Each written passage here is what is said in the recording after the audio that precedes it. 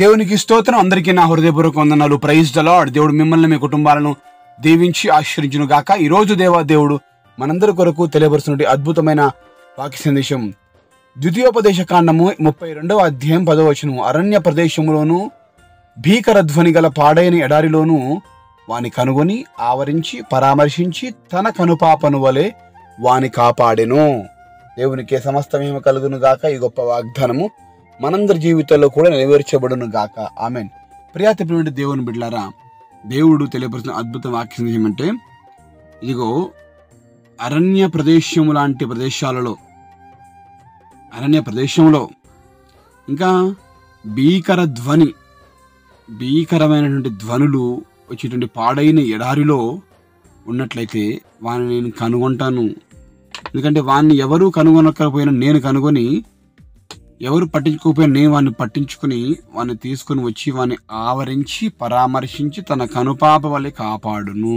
హల్లెలూయా. కాపాడెను. ఇక్కడ దేవుడు చేసే పని ఏంటంటే కనుగొనటం, 2 ఆవరించటం, 3 పరామర్శించటం, 4 కాపాడటం.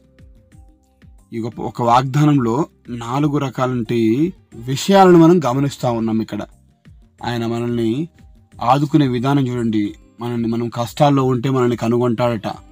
అదేవిధంగా కనుగొనడం అంటే వెతుకుతాడు. ఎక్కడున్నాడు నా కుమారుడు అని చెప్పి వెతికి ఆవరించి పరామర్శించి, దేవుడిని కనుగొని ఆవరించి పరామర్శించి తన కనుపాపను వలె కాపాడును. ఎవరి కనుపాప? దేవుని కనుపాప. కనుగుడ్డు ఎట్లుంటుందో ఆ కనుగుడ్డుని ఎట్లా కాపాడుకుంటామో ఆ విధంగా దేవుడు నిన్ను కూడా కాపాడుతాడని మాట ఇస్తా ఉన్నాడు. నువ్వు ఎక్కడున్నప్పుడు అరణ్య ప్రదేశంలో భీకర ధ్వని గల పాడైన ఎడారిలో చూడండి. అరణ్య ప్రదేశం అంటే ఎవరూ కనపడరు, ఎవరూ లేని పరిస్థితి. భీకర ధ్వని అంటే ఆ మనుషులు లేనప్పుడు ఈ అరణ్యాలలో ఎవరుంటారంటే క్రూరముగాలు ఉంటాయి. అటువంటి ఆ భయంకరమైన భీకర ధ్వని వచ్చేటువంటి ప్రదేశంలో పాడైన ఎడారి. ఏం ఎడారి? ఎడారిలో మనుషులు కనపడరు. ఇంకా పాడైపోయిన ఎడారి అంటే ఎవరు కనపడరు. అంటే ఎంత కూడా ఏం అర్థమవుతుందంటే, ఒంటరిగా ఉన్నప్పుడు దేవుడు నిన్ను చూస్తాడు. పాడైన ఎడారి, ఆ ఇంటికి ఎవడూ పోని పరిస్థితి. భీకర ధ్వని అంటే అనేక రకాల మాటలు, కత్తిపోటు లాంటి మాటలు, రోకలి పోటు లాంటి మాటలు మనకు వచ్చి తగిలి గుచ్చుకుంటున్నప్పుడు ఎవ్వరు కనుగొనకపోయినా కానీ, ఎవ్వరు చూడకపోయినా కానీ దేవుడు చెప్తున్నాడు, నీ అరణ్య ప్రదేశమైనా భీకర ధ్వనైనా పాడైన ఎడారి లాంటి ప్రదేశంలో ఉన్నా కానీ నేను నిన్ను కనుగొనడం అంటే అండి అంత సింపుల్గా వెతకడం. అంటే దేవుడు ఎంత వెతుకుతాడు. నా కుమారుడు నా కుమార్తె చెప్పేసి నిన్ను వెతికి పట్టుకుంటాడు. ఆవరించడం అంటే ఒక తల్లి తన కుమారుణ్ణి ఏ విధంగా ఆవరిస్తుందో, కోడి తన పిల్లల్ని ఏ విధంగా తన రెక్కల కింద కౌగిలించుకుని ఆవరించుకుంటుందో ఆ విధంగా దేవుడు ఆవరించి పరామర్శించి మనల్ని పరామర్శిస్తాడు.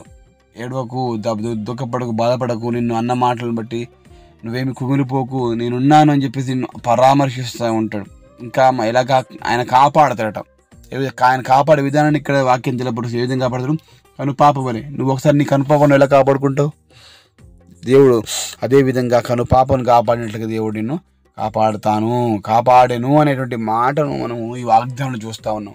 అవును ప్రియ దేవుని బిడ్డలారా, మనము అనేక రకాల సమస్యల్లో, కష్టాలలో, ఇబ్బందులు, ఇరుకుల్లో ఉన్నప్పుడు మనల్ని ఎవరు చూడకపోయినా దేవుడు మనల్ని చూస్తాడు, మన చెంతకు వస్తాడు, మనల్ని పరామర్శిస్తాడు, నిన్ను కాపాడుతాడు, కనుపాపలాగా కాపాడుతాడని మాట దేవుడు తెలియపరుస్తున్నాడు. కనుక ఇంత గొప్ప వాగ్దానం నీకు తెలియపరుస్తున్నాడు. ఈరోజు నువ్వు ఏ కష్టంలో నుండి, ఏ బాధల్లో నుండి, ఏ ఇరుకుల్లో ఉండి వింటున్నావో, భీకర ధ్వని లాంటి మాటలు నీ మీదకి వస్తున్నాయి.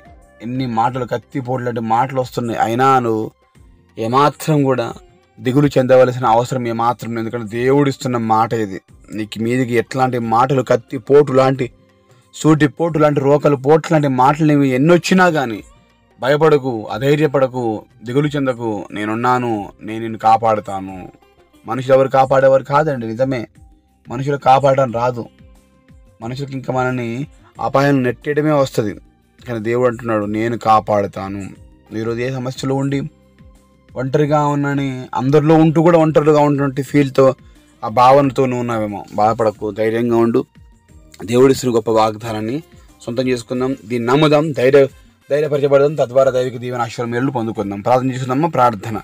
మహాగరుడా, పరిశుద్ధుడా, ప్రేమ గల తండ్రి, వందనాలు, స్తోత్రం చెల్లించి సహాయం దగ్గర కృప అనుగ్రహించి వేడుకుంటాం. ఈరోజు మాకు కావాల్సిన ఆత్మీయ ఆహారం అందించారయ్యా. అరణ్య ప్రదేశము, భీకర ధ్వని, పాడైన ఎడారులంటి కష్టాల్లో, సమస్యల్లో, ఒంటరితనంతో, ఇరుకుల్లో, ఇబ్బందులు ఉన్న మమ్ములను చూసి నువ్వు కనుగొని ఆవరించి పరామర్శించి కనపాపలే కాపాడుతానని గొప్ప ధైర్యపరిచయం మాటిస్తున్నావు ప్రభు. వందనాలయ్యా. నిజంగా ఏ బిడ్డ కష్టం, నష్టంలో, బాధ, ఇరుకులు, ఇబ్బందులు ఉన్నారో వారి కష్ట నష్ట బాధ నుంచి, ఇరుకు ఇబ్బంది నుంచి విడుదల దయచేసి వేడుకుంటున్నాం. వారికి గొప్ప సంతోషం, సమాధానం దయచేసి మీరే మహిమ, ఘనత, ప్రభావాలు పొందుకొని మన నాజరేయుడైన యేసు శ్రేష్టమైన నామములో కృతజ్ఞతలతో వేడుకను పొందుకుంటున్నాము తండ్రి. ఆమేన్.